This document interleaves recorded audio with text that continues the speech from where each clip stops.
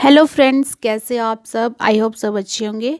तो आज हम करने जा रहे हैं चैप्टर नंबर 12 जो कि है रेशो एंड प्रोपोर्शन। तो रेशो क्या होता है और प्रोपोर्शन क्या होता है इसको हम जानते हैं अच्छे से। और ये क्लास 6 का टॉपिक है for HP TET non medical के लिए। तो सबसे पहले हम रेशो फाइंड आउट करेंगे कि रेशो क्या होता है। तो हमने यहाँ पे रेशो की डेफिनेशन लिखी है एक बहुत ही छोटी सी कि the comparison by division is the ratio. क्या करना है, हमने किसी चीज़ को कंपैरिजन करना है, किसी चीज़ का कंपैरिजन करना है किससे, डिवीज़न से। जैसे यहाँ पे हमने एग्जांपल लिया है 3/2। 3/2 हमने कंपैरिजन कर दिया, डिवीज़न से ही डिवाइड ही कर रहे हैं ना इसको। जैसे 3 डिवाइड में 2 यानी कि 3/2। तो हम क्या कर रहे हैं, इसको कंपेयर कर रहे हैं, ठीक है। और इसको हम क्या लिख सकते हैं, 3/2। जैसे फॉर एग्जांपल हमने एग्जांपल लिया है यहाँ पे, find ratio of 90 centimetre to 1.5 metre. 90 centimetre से 1.5 मीटर का रेशो हमें फाइंड आउट करना है। तो हमने क्या किया, 90 सेंटीमीटर वैसे लिख दिया, 2 का मतलब डिवाइड, और नीचे क्या आ गया, 1.5 मीटर आ गया। अब 90 सेंटीमीटर वैसे ही रहने दिया। अब हमने क्या करना है, यहाँ पे ऊपर तो सेंटीमीटर है लेकिन नीचे मीटर है, तो 1 मीटर में 100 सेंटीमीटर होते हैं। हमने क्या किया, यूनिट सेम कर दिए। यूनिट सेम होंगे तो ये क्या हो जाएंगे, एक दूसरे को कैंसिल कर देंगे। तो सेंटीमीटर से सेंटीमीटर कैंसिल हो जाएगा। और यहाँ पे 100 था, 2 जीरो थी, 2 जीरो ऊपर होंगी। कैसे होंगी, इस 1.5 का जो पॉइंट है 10 है वो ऊपर चला जाएगा, तो हमारे पास 9/15 बच जाएगा। तो ये 3 के टेबल में आता है दोनों, तो 3 3 जा 9 और 3 5 जा 15, यानी कि 3/5 हमारे पास आंसर आ गया, जिसको हम क्या बोल सकते हैं, 3/5। तो हमारे पास कितना रेशो आ गया, 3/5। अब नेक्स्ट टॉपिक है हमारे पास प्रोपोर्शन। प्रोपोर्शन क्या होता है, इफ़ 2 रेशोज़ आर इक्वल। अगर 2 रेशो इक्वल हैं तो हम कह सकते हैं we say that they are in proportion. ये क्या है, प्रोपोर्शन में है। और वहाँ पे हम क्या सिंबल यूज़ करेंगे, 2 रेशो वाले का। पहले तो इस तरह से किया था 2 बिंदु, अब 4 बिंदु यूज़ करेंगे और उसे इक्वल्स टू भी बोल देंगे हम, टू इक्वेट द 2 रेशोज़, ठीक है। जैसे हमने यहाँ पे 3/10 लिया है, 3/10 और फिर प्रोपोर्शन, फिर 15/50 लिया है। अब देखते हैं ये प्रोपोर्शन है या नहीं। 3/10 को हमने 3/10 लिख दिया और प्रोपोर्शन को प्रोपोर्शन ही लिखेंगे, और 15/50 कर दिया। अब 3/10 तो कट नहीं कर सकते, इसमें 1 के अलावा कुछ भी कॉमन नहीं है। और यहाँ पे क्या है, ये 5 का मल्टीपल है, तो 5 3 जा 15 और 5 10 जा 50 आ गया, यानी कि 3/10 रेशो नहीं है, प्रोपोर्शन 3/10, यानी कि ये प्रोपोर्शन है। जब ये दोनों सेम आ जाते हैं, ये रेशो दोनों सेम आ गई तो ये प्रोपोर्शन हुआ, ठीक है। एग्जाम्पल लिया है हमने यहाँ पे नीचे, R/25 gram ratio 30 gram and 40 kilogram ratio 48 kilogram in proportion.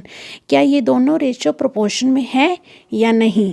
तो ये फाइंड आउट करने के लिए हमने क्या किया, 25 ग्राम डिवाइड में 30 ग्राम कर दिया, एंड को हम क्या बोल देंगे, प्रोपोर्शन। 4 बिंदु लगा दिए, 40 किलोग्राम डिवाइड में 48 किलोग्राम। अब लेफ्ट साइड में ग्राम से ग्राम कैंसिल हो गया, और 5 5 जा 25, 5 6 जा 30। लेफ्ट हैंड साइड में तो 5/6 आ गया हमारे पास। अब राइट हैंड साइड में क्या आएगा, किलोग्राम से किलोग्राम कैंसिल, और ये 8 5 जा 40, 8 6 जा 48, यानी कि राइट साइड में भी 5/6 आ गया। It means 5/6 proportion 5/6। It means ये क्या है, प्रोपोर्शन है। अब नेक्स्ट टॉपिक है इसका यूनिटरी मेथड। यूनिटरी मेथड क्या है, ये भी इम्पॉर्टेंट है इस चैप्टर के लिए, इसी से बाकी क्वेश्चंस होते हैं। तो यूनिटरी मेथड क्या होता है, the method in which first we find the value of 1 unit. इसमें क्या करना है, हमने पहले 1 यूनिट के लिए वैल्यू फाइंड आउट करनी है, and then value of required number of unit, और बाद में कौन सी जो हमें पूछी गई होगी उसकी वैल्यू फाइंड आउट करनी है, वो होता है यूनिटरी मेथड। जैसे हमारे पास एग्जाम्पल दिया गया है, if the cost of 6 cans of juice is ₹120। ठीक है, 6 कैन्स जो हैं जूस के 6 कैन हैं, उनकी कीमत दी गई है ₹120। Then what will be the cost of 4 cans of juice. तो हमें बताने हैं कि 4 कैन जो थे जूस के, उनकी कॉस्ट, उनकी कीमत कितनी होगी। तो यहाँ पे यूनिटरी मेथड कैसे हम लगाएंगे तो वो देखते हैं। तो पहले तो हमने गिवन लिख दिया cost of 6 can of juice. 6 can की जो 6 कैन थे जूस की, उनकी कीमत हमें ₹120 दी गई है, हमने लिख दिया। अब यूनिटरी मेथड यहाँ पे हमने अप्लाई किया। हमने यही बोला था पहले 1 यूनिट की निकालनी है, तो यहाँ पे 1 यूनिट का मतलब यहाँ पे कैन के बारे में पूछा हुआ है, इसलिए cost of 1 can of juice, एक कैन ऑफ जूस की कीमत कितनी हो जाएगी। ये जो ₹120 है इसको हमने 6 से डिवाइड कर दिया। ठीक है, तो यहाँ पे कितना आंसर आ गया ₹20, यानी कि एक कैन की जूस की कीमत हमें ₹20 आ गई, और जो 6 कैन की थी ₹120 की थी। अब मीनू ने आगे क्वेश्चन क्या पूछा है कि 4 कैन्स ऑफ जूस की हमें कीमत बताइए। तो ये तो वैसे ही इजी हो गया। 4 कैन्स ऑफ जूस की कीमत कितनी आ जाएगी, 4 को मल्टीप्लाई कर देंगे एक कैन की कीमत के साथ, यानी कि 4 × ₹20, यानी कि ये कितना हो गया 24 जो कितना होता है ₹80। तो ₹80 यहाँ पे आंसर आ गया। इट मीन्स हमने यहाँ पे क्या अप्लाई किया, यूनिटरी मेथड। अब नेक्स्ट है हमारे पास क्यूज़ के क्वेश्चंस करते हैं स्टार्ट। Find ratio. भाई हमने ऊपर कर लिए, अब तो ये आपके लिए इजी रहेंगे। टेलीग्राम में तो मैं पहले क्यूज़ दे देती हूँ, तो वहाँ पे क्या हो जाते हैं, थोड़े कंफ्यूज हो जाते हैं, लेकिन यहाँ पे जैसे मैं अभी करवा रही हूँ जैसे, तो ऊपर मैंने क्वेश्चन करवा दिए, अब नीचे वाले क्वेश्चन आप खुद कर सकते हो। ठीक है, तो यहाँ पे क्या है, first question find ratio. Ratio हमें फाइंड आउट करनी है 50 पैसे टू ₹1। ठीक है, तो 50 पैसे से ₹1 की हमने रेशो फाइंड आउट करनी है। तो हमारा सबसे पहले मकसद क्या होता है, यूनिट्स को सेम करना। ठीक है, तो 55 पैसे अपॉन हमने क्या किया ₹1 लिख दिया। अब यहाँ पे पैसे ऊपर नीचे रुपीज़ है, तो हम एक चीज़ को चेंज कर देते हैं, यानी कि ₹1 इक्वल्स टू 100 पैसे कर देते हैं। कर दिया, 50 पैसे अपॉन 1 × ₹, की जगह 100 पैसे लिख दिया। पैसे से पैसे कैंसिल हो जाएगा और ये 5 के टेबल से कट जाएगा, 5 × 5 5 × 5, और यहाँ पे नीचे क्या हो जाएगा 100 किससे कटेगा, 5 2 × 10 और 0। तो हमारे पास कितना आंसर आ गया 11/20, यानी कि 11:20। अब नेक्स्ट क्वेश्चन वैसे ही है सिंपल सा, 1.2:3.9, ये प्रोपोर्शन करके है 3:4। ये सही है या फॉल्स है ये हमें बताना है। तो 5.2 डिवाइड में 3.9 ये अलग से है, तो 5.2 जो है वो डिवाइड है 3.9 से, और आगे है प्रोपोर्शन, आगे है 3:4, यानी कि 3/4। ठीक है, अब पॉइंट से पॉइंट हमने कैंसिल कर दिए, 10 आगे ऊपर नीचे, तो 10 से 10 कैंसिल हो गए। तो यहाँ पे 52/39 बचा, तो ये 13 के टेबल से कट जाएंगे, 13 3 × 39 और 13 4 × 52, और इस साइड तो कोई भी नहीं कटेगा क्योंकि इनका एक ही क्या होगा, मल्टीपल होगा, एक ही फैक्टर होगा। ठीक है, तो इट मीन्स यहाँ पे हमारे पास क्या आंसर आ गया 4/3 प्रोपोर्शन 3/4। तो ये क्या दोनों सेम है, नहीं, क्योंकि इस साइड लेफ्ट साइड क्या है 4 है न्यूमरेटर में, और राइट साइड में न्यूमरेटर में 3 है, तो इट मीन्स ये दोनों सेम नहीं है। तो it means it is not in proportion, ये प्रोपोर्शन नहीं है। अब नेक्स्ट है हमारे पास, if the cost of 7 metre of cloth is ₹1,470, find the cost of 5 metre of cloth. ठीक है, तो ये फिर से अप्लाई करेंगे हम यहाँ पे यूनिटरी मेथड। तो कॉस्ट ऑफ 7 मीटर के कपड़े की कीमत कितनी बताई गई है, ₹1,470। अब हमने यूनिटरी मेथड यहाँ पे अप्लाई किया और लिख दिया कि 1 मीटर कपड़े की कीमत कितनी हो जाएगी, जितनी 7 मीटर की दी थी वो लिख दिया हमने ₹1,470 और डिवाइड कर दिया 7 मीटर से, तो हमारे पास आंसर आ गया ₹210। अब यहाँ पे इन्होंने जो रिक्वायर्ड नंबर पूछा हुआ है उसकी कीमत हम फाइंड आउट करेंगे। तो यानी कि cost of 5 metre of cloth, 5 metre कपड़े की कीमत बताइए। तो ये जो हमारी 1 मीटर आई थी इसको हमने मल्टीप्लाई कर दिया 5 के साथ, तो हमारे पास आंसर आ गया 1050 रुपीज़। तो ये हमारी कीमत आ गई 5 मीटर कपड़े की। नेक्स्ट क्वेश्चन फिर से सेम आ गया, जो हम ऊपर कर रहे हैं क्वेश्चन उन्हीं की तरह आ गया। यानी कि 7.5 litre ratio 15 litre equals to 5 kg ratio 10 kg। ये स्टेटमेंट ट्रू है या फॉल्स है ये हमने देखना है। तो इस तरह से लिख दिया हमने 7.5 लीटर डिवाइड में 15 litres equals to 5 kg divide में 10 kg। अब लेफ्ट साइड में क्या है, लीटर से लीटर कट गया, पॉइंट जो है वो नीचे आ गया, यानी कि कितना आ गया मल्टीप्लाई में 10। तो यहाँ पे कट कर सकते हैं हम इसको, 5 1 जा 5, 2 बच के 5 5 जा 25, 5 2 जा 10, 15 से 15 कैंसिल आ गया और यहाँ पे क्या बच गया लेफ्ट साइड में 1/2 और यहाँ पे भी कैंसिल हो गया 5 2 जा 10, यानी कि राइट साइड में भी 1/2 हमारे पास आंसर आ गया। यानी कि ये दोनों प्रोपोर्शन में लग रहे हैं हमें, क्योंकि 1/2 इक्वल्स टू 1/2 आ गया, left hand side equals to right hand side. It means it is true statement और ये प्रोपोर्शन में है। अब नेक्स्ट क्वेश्चन है हमारे पास, cost of a dozen pens is ₹180 rupees. कितनी है, डजन पेन की कॉस्ट है 180 रुपीज़। एंड नेक्स्ट में दिया गया है cost of 8 ball pen is ₹56। 8 ball pen की कॉस्ट है 56 रुपीज़।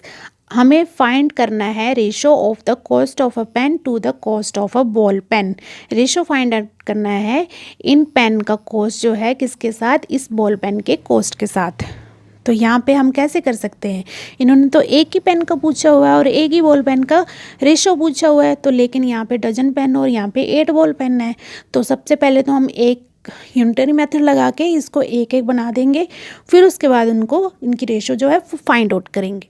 ठीक है, अब यहाँ पे है डजन पेन, डजन का मतलब होता है 12। ठीक है, तो cost of 1 dozen pen equals to 180 rupees, यानी कि 12 पेन, डजन का मतलब होता है 12। तो 12 पेन की कीमत कितनी है 180 रुपीज़। तो 1 पेन की कॉस्ट कितनी आ जाएगी, 180 को हमने डिवाइड कर दिया 12 से, यानी कि 15 रुपीज़ आ गई। एक पेन की कॉस्ट कितनी आ गई 15 रुपीज़। अब हम वॉल पेन की कॉस्ट निकाल लेते हैं। कॉस्ट ऑफ 8 वॉल पेन की कीमत कितनी है, यहाँ पे 56 रुपीज़ दी गई है। तो एक वॉल पेन की कीमत कितनी आ जाएगी, 56 को 8 से डिवाइड कर दिया, तो हमारे पास आंसर आ गया कट करके 7 रुपीज़। ठीक है, अब हम रेशो फाइंड आउट कर सकते हैं एक पेन और एक वॉल पेन की। तो ratio of cost of a pen to the cost of a ball pen. ठीक है, तो पेन की कॉस्ट कितनी आ गई थी 15 रुपीज़, हमने लिख दिया, और वॉल पेन की कॉस्ट आ गई 7 रुपीज़।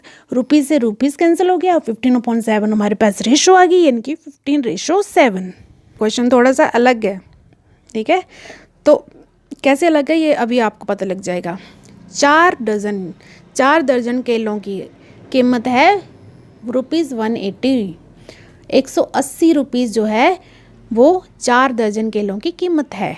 अब इन्होंने पूछा है कि कितने केले आएंगे हमारे 90 रुपीज़ में, 90 रुपये में कितने केले आएंगे। अगर 180 रुपये में 4 दर्जन केले आ रहे हैं तो वही यूनिटरी मेथड लगा दो। यहाँ पे भी 180 केले जो हैं हमें कितने मिल रहे हैं, 180 में 4 दर्जन, यानी कि 4 × 12 48 केले हमें मिल रहे हैं 180 में। तो 1 रुपये में हमें कितने बनाना मिलेंगे, कितने मिलेंगे, इस 48 को डिवाइड कर दिया हमने 180 के साथ। ठीक है, अब हमें पूछा है क्वेश्चन में 90 रुपीज़ के कितने बनाना मिलेंगे हमें। तो 90 रुपीज़ में हमें बनाना मिले 48/180, वैसे ही लिख दिया हमने, ऊपर कैंसिल नहीं किया था ताकि हमारे नीचे कैलकुलेशन इजी हो सके। तो 48/180 हमने लिख दिया और इस 90 को मल्टीप्लाई कर दिया। यही तो करते आ रहे हैं हम, जो हमें पूछी होती है उसको हम मल्टीप्लाई कर देते हैं। तो हम इसको जब कैंसिल करेंगे तो हमारे पास 24 बनानाज आ जाएंगे। अब ये जो क्वेश्चन है ये नेक्स्ट जो अभी क्वेश्चन करेंगे उसमें आपको समझ आ जाएगा।